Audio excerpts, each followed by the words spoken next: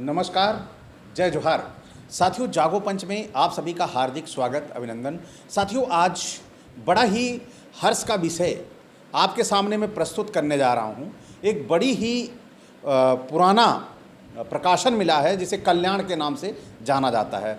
आज मैं कल्याण के संक्षिप्त महाभारत के दूसरे खंड की आपको एक कथा सुनाता हूं।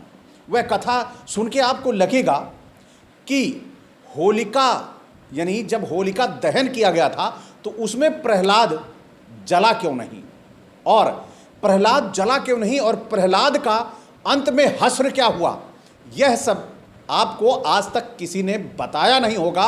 किसी भी चैनल पर यह दिखाया नहीं गया होगा कि प्रहलाद का आखिर हश्र क्या हुआ। प्रहलाद उस अग्नि से बच तो गया, लेकिन प्रहलाद का, जिन्होंने प्रहलाद को अग्नि से उस बचा तो लिया था, लेकिन उस प्रहलाद का किया क्या, इसके विषय में बड़ी ही मार्मिक घटना मैं बता रहा हूं। लेकिन हर्ष का विषय है कि ये पुस्तक न मिलती तो शायद मैं आपको ये बात बता ना पाता, आप तक ये पहुंचा ना पाता। तो साथियों, आज हम शांति पर्व में शील निरूपण यानी इंद्र और प्रहलाद की कथा के बारे में बताऊंगा कि इंद्र कौन था। इंद्र के बारे में मैं बहुत जल्द ही आपको एक वीडियो बना के दूंगा। इंद्र जो है वह सबसे पहला, यानी ईश्वर का जो ईश्वर माने जाते थे, या जितने भी पहला ईश्वर जो था वह इंद्र ही था। और इंद्र हमेशा एक जाति विशेष के लिए ही काम करता था। एक जाति विशेष के लोगों को अगर कोई प्रताड़ित करता था तो वह भाग के उस जाति विशेष के लोग इस इंद्र के पास पहुंचते थे और कहते थे कि महाराज हमारी रक्षा कीजिए, हम पे फला असुर और दानव ने हमला कर दिया है। तो आइए चलते हैं। सबसे पहले आज जानते हैं कि कैसे प्रहलाद बच गया, और प्रहलाद को बचने के बाद प्रहलाद की क्या दुर्दशा की आपको सुनाता हूं। अब आइए चलते हैं पुस्तक की ओर। युधिष्ठिर ने पूछा, नरश्रेष्ठ, संसार में मनुष्य धर्म के हेतु भूतशील की ही अधिक प्रशंसा करते हैं।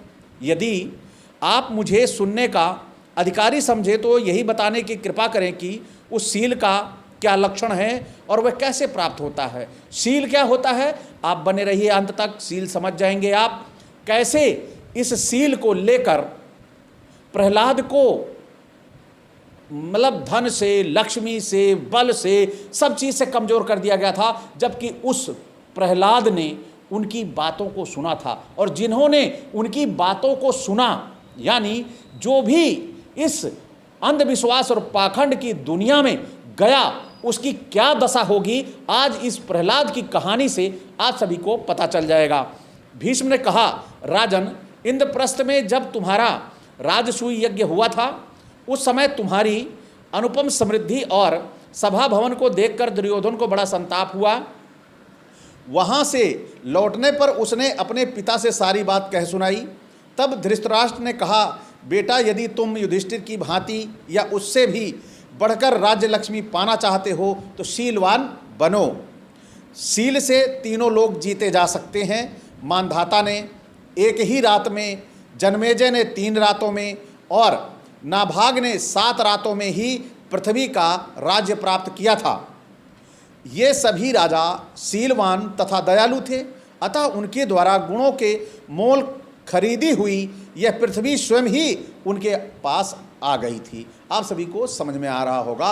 और यही शील प्रहलाद का कैसे इंद्र ने हर लिया, जबकि उस प्रहलाद को बचाने के लिए नरसिंह अवतार हुआ था, और उसी प्रहलाद का सब कुछ हरने के लिए इंद्र ने अपने पूरे घोड़े खोल दिए थे। आइए चलते हैं। दुर्योधन ने पूछा, भारत, जिसके द्वारा उन राजाओं ने शीघ्र ही भूमंडल का राज्य पा लिया, यह शील कैसे प्राप्त होता है। धृतराष्ट्र ने कहा, इसके विषय में एक पुराना इतिहास है जिसे नारद जी ने शील के प्रसंग में सुनाया था। प्राचीन समय की बात है। दैत्यराज प्रहलाद ने अपने शील के सहारे इंद्र का राज्य ले लिया और तीनों लोकों को अपने वश में कर लिया। उस समय इंद्र ने बृहस्पति के पास जाकर उनसे ऐश्वर्य प्राप्ति का उपाय पूछा। बृहस्पति के पास जाने की आज्ञा दी। अब तब उन्होंने प्रसन्नतापूर्वक शुक्राचार्य के पास जाकर फिर वही प्रश्न दोहराया। शुक्राचार्य बोले, इसका विशेष ज्ञान महात्मा प्रहलाद को है। प्रहलाद के पास गए, वहाँ पहुंचकर उन्होंने कहा, राजन, मैं श्रेय प्राप्ति का उपाय जानना चाहता हूँ, आप बताने की कृपा करें। प्रहलाद ने कहा, विप्रवर, मैं तीनों लोकों के राज्य का प्रबंध करने में व्यस्त रहता हूँ, इसलिए मेरे पास आपको उपदेश देने का समय नहीं है। ब्राह्मण ने कहा, महाराज, जब समय मिले तभी मैं आपसे उत्तम आचरण का उपदेश लेना चाहता हूँ। अब यहाँ पर षड्यंत्र देखिए, क्या षड्यंत्र हो रहा है प्रहलाद के साथ। ब्राह्मण की सच्ची निष्ठा देखकर, यानी आप जब भी ठगे जाएंगे, आप जब भी लूटे जाएंगे, तो रूप किसका होगा? ब्राह्मण का होगा। सीता का हरण हुआ तो ठगने का रूप कौन सा बना? ब्राह्मण का ही, यानी ऋषि का ही बना। तो आप सभी गौर करिए इन सब चीज़ों को। तो यहाँ पर देखिए, ब्राह्मण की सच्ची निष्ठा देखकर प्रहलाद बड़े प्रसन्न हुए और शुभ समय आने पर उन्होंने उसे ज्ञान का तत्व समझाया। ब्राह्मण ने भी अपनी उत्तम गुरु भक्ति का परिचय दिया। उसने प्रहलाद की इच्छानुसार न्यायोचित रीति से भली भांति उनकी सेवा की। फिर समय पाकर उनसे अनेकों बार यह प्रश्न किया कि त्रिभुवन का उत्तम राज्य आपको कैसे मिलता है, इसका कारण मुझे बताइए। फिर प्रहलाद ने कहा, विप्रवर, मैं राजा हूँ, इस अभिमान में आकर कभी ब्राह्मणों की निंदा नहीं करता। अब देखिए, यहाँ पर इंद्र को जरा सा भी दया और लज्जा नहीं आई। क्यों नहीं आई, ये आगे चल के आपको समझ में आ जाएगा। क्योंकि यह जो राजा आज बता रहा है कि मैंने कभी ब्राह्मणों की निंदा नहीं की, और उसी ब्राह्मणों के रूप में ही इंद्र ने कैसे ठगा प्रहलाद को, ये आप वीडियो के अंत तक देखेंगे। निंदा नहीं कर सकता, बल्कि अब वे मुझे शुक्र नीति का उपदेश करते हैं। उस समय संयम पूर्वक उनकी बातें सुनता हूँ और उनकी आज्ञा को सिर पर धारण करता हूँ। यथाशक्ति शुक्राचार्य के बताए हुए नीति मार्ग पर चलता हूँ, ब्राह्मणों की सेवा करता हूँ, किसी का दोष नहीं देखता, धर्म में मन लगाता हूँ, क्रोध कर जीत कर मन को काबू में रखकर इंद्रियों को भी सदा वश में किए रहता हूँ। मेरे इस बर्ताव को जानकर भी विद्वान ब्राह्मण मुझे अच्छे अच्छे उपदेश दिया करते हैं। इसलिए जैसे चंद्रमा नक्षत्रों पर शासन करते हैं, उसी प्रकार मैं भी अपने जाति वालों पर राज्य करता हूँ। शुक्राचार्य जी का नीति शास्त्र ही इस भूमंडल का अमृत है, यही उत्तम नेत्र है और यही श्रेय प्राप्ति का सर्वोत्तम उपाय है। फिर आगे चलते हैं। प्रहलाद से इस प्रकार उपदेश पाकर भी वह ब्राह्मण उनकी सेवा में लगा ही रहा। तब उन्होंने कहा, विप्रवर, तुमने गुरु के समान मेरी सेवा की है, तुम्हारे इस बर्ताव से प्रसन्न होकर मैं तुम्हें वर देना चाहता हूँ। तुम्हारी जो इच्छा हो मांग लो, मैं अवश्य पूरी करूँगा। अब ब्राह्मण ने कहा, ब्राह्मण कौन था? इंद्र था। तो क्या हो रहा है आगे? तो ब्राह्मण, महाराज, यदि आप प्रसन्न हैं तो मेरा प्रिय करना चाहते हैं, तो मुझे आपका ही शील ग्रहण करने की इच्छा है, यही वर दीजिए। ऐसा वरदान मांगने पे प्रहलाद को बड़ा आश्चर्य हुआ। उसने सोचा यह कोई साधारण मनुष्य नहीं होगा, फिर भी तथास्तु कहकर उन्होंने वर दे दिया। अब वर पाकर विप्र वेशधारी इंद्र तो चले गए, परंतु प्रहलाद के मन में बड़ी चिंता हुई। वे सोचने लगे क्या करना चाहिए, मगर किसी निश्चय पर नहीं पहुंच सके। इतने में ही उनके शरीर से एक परम कांतिमय छायामय तेज मूर्तिमान होकर प्रकट हुआ। उसे देखकर प्रहलाद ने पूछा, आप कौन हैं? उत्तर मिला, मैं शील हूँ, तुमने मुझे त्याग दिया, इसलिए मैं जा रहा हूँ और अब उसी ब्राह्मण के शरीर में निवास करूँगा जो तुम्हारा शिष्य बनकर एकाग्र चित्त से सेवा परायण हो यहाँ रहा करता था। यह कहकर वह तेज वहाँ से अदृश्य हो गया और इंद्र के शरीर में प्रवेश कर गया। फिर उसके अदृश्य होते ही उसी तरह का दूसरा तेज उनके शरीर से प्रकट हुआ। प्रहलाद ने उनसे पूछा, आप कौन हैं? उसने कहा, प्रहलाद, मुझे धर्म समझो, मैं भी उस श्रेष्ठ ब्राह्मण के पास जा रहा हूँ, क्योंकि जहाँ शील होता है मैं भी वहीं रहता हूँ। यूँ कहकर ज्यों ही वह विदा हुआ, तीसरा तेजों में विग्रह प्रकट हुआ। उसने भी वही प्रश्न किया। क्या प्रश्न किया? आप कौन हैं? उस तेजस्वी ने उत्तर दिया, असुरेंद्र, मैं सत्य हूँ और धर्म के पीछे जा रहा हूँ। सत्य के जाने पर एक और महाबली पुरुष प्रकट हुआ। पूछने पर उसने, प्रहलाद, मुझे सदाचार समझो और जहाँ सत्य हो वहीं मैं रहता हूँ। उसके चले जाने पर शरीर से फिर बड़े जोर की गर्जना करता हुआ एक तेजस्वी पुरुष प्रकट हुआ और पूछने पर बोला, मैं बल हूँ और जहाँ सदाचार गया है मैं भी वहीं जा रहा हूँ। वह कहकर चला गया।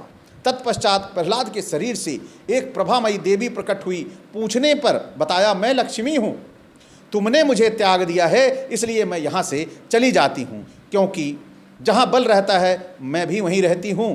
प्रहलाद ने पुनः प्रश्न किया, देवी तुम कहाँ जाती हो? वह श्रेष्ठ ब्राह्मण कौन था? मैं इसका रहस्य जानना चाहता हूँ। तो लक्ष्मी बोली, लक्ष्मी क्या कह रही है? जिसे तुमने उपदेश दिया था वह ब्रह्मचारी ब्राह्मण के रूप में साक्षात इंद्र थे। तीनों लोकों में जो तुम्हारा ऐश्वर्य फैला हुआ था उन्होंने हर लिया है। धर्मज्ञ तुमने शील के ही द्वारा तीनों लोकों पर विजय पाई थी। यह जानकर इंद्र ने तुम्हारे शील का अपहरण किया है। धर्म, सत्य, सदाचार, बल और मैं ये सब शील के आधार पर रहते हैं। शील ही सबकी जड़ है। यह कहकर लक्ष्मी तथा शील आदि सभी गुण इंद्र के पास चले गए। इस कथा को सुनकर दुर्योधन ने पुनः अपने पिता से पूछा, कुरुनंदन मैं शील का तत्व जानना चाहता हूँ, मुझे समझाइए, जिस तरह उसकी प्राप्ति हो सके वह उपाय भी बताइए। अब आप सभी को यहाँ पर इस पुस्तक यानी जो कल्याण की ये पुस्तक है और इस पुस्तक का मैं आपको ये सीन दिखा दे रहा हूँ।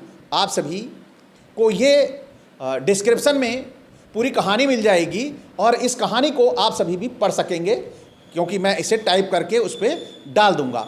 और आपको मैं ये बता देना चाहता हूँ कि कैसे जिस प्रहलाद के लिए नरसिंह रूप में यहाँ पर भगवान विष्णु स्वयं पधारे थे, उनके प्रहलाद भक्त को कैसे भिखमंगा बना दिया, कैसे उनका बल छीन लिया, उनका धन छीन लिया यानी लक्ष्मी छीन ली, उनका शील छीन लिया, यानी उनके पास बचा क्या रहा। साथियों, आपको पता है हमारे समाज में बहुत सारे नेता आज अपने हाशिए पर हैं। वे हाशिए पर क्यों हैं? क्योंकि ये इंद्र ब्राह्मण के रूप में उनके यहाँ भी गया था, लेकिन वो भी नहीं पहचान पाए, क्योंकि ये कहानी बताने वाला कोई नहीं था कि इंद्र से कैसे बचा जाएगा। यानी हमारी जब पहले बहन जी की सरकार थी तो वहाँ भी इंद्र गया था।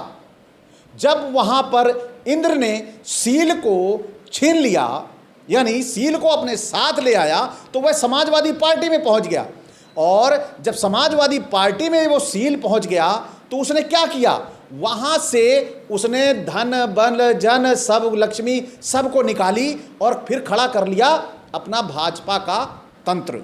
जब भाजपा का तंत्र खड़ा हो गया तो आप समझ लें, जब उन्होंने प्रहलाद को नहीं बख्शा था, जिसने अपने पूरे परिवार को स्वाहा कर दिया था, अपनी बुआ तक को जलाने में सहयोग कर दिया था, वह प्रहलाद किस तरह से उसकी दुर्दशा हुई, उसकी किस तरह गति हुई, उसका धन छिन गया, बल छिन गया और उसका पूरा साम्राज्य छिन गया। तो यही हश्र हमारे नेताओं का भी हुआ, वह आपसे छिपा नहीं है। तो आप सभी जो हमारे समाज के प्रहलाद हैं, हमारे समाज के जो आज प्रहलाद उनके साथ काम कर रहे हैं, ये प्रहलाद अपने आप को ये ना समझें कि वह वहाँ पर आज तीर मार रहे हैं। उनका भी धन, बल और शील छीन लिया जाएगा और वो अपना सा मुंह बना के निहत्थे एक दिन आ लौटेंगे। और इसका साक्ष्य मैं इसी चैनल पे दिखाऊंगा, क्योंकि मैं बहुत सारे ऐसे आरएसएस के उन कारिंदों को जानता हूं जिन्होंने अपना सब कुछ आरएसएस के समर्पण कर दिया था, अपने इन प्रहलादों का जिन्होंने समर्पण किया था। आज बेचारे वो ठोकर खा रहे हैं, उनको ठोकर मारी जा रही है। यह मैं बहुत जल्द लाइव इसी चैनल पर दिखाऊंगा। तो साथियों, आप सभी सावधान रहें और प्रहलाद न बने, जिससे हमारे समाज का संरक्षण हो सके। साथियों, आज का ये वीडियो आपको कैसा लगा? अच्छा लगा हो तो लाइक करें और जो नए साथी हैं वो चैनल को सब्सक्राइब करना ना भूलें और बेल आइकन की घंटी दबा लें, जिससे हमारे वीडियो का नोटिफिकेशन आप तक त्वरित गति से पहुंच जाए। इसी के साथ आपसे विदा। नमस्कार, जय जोहार।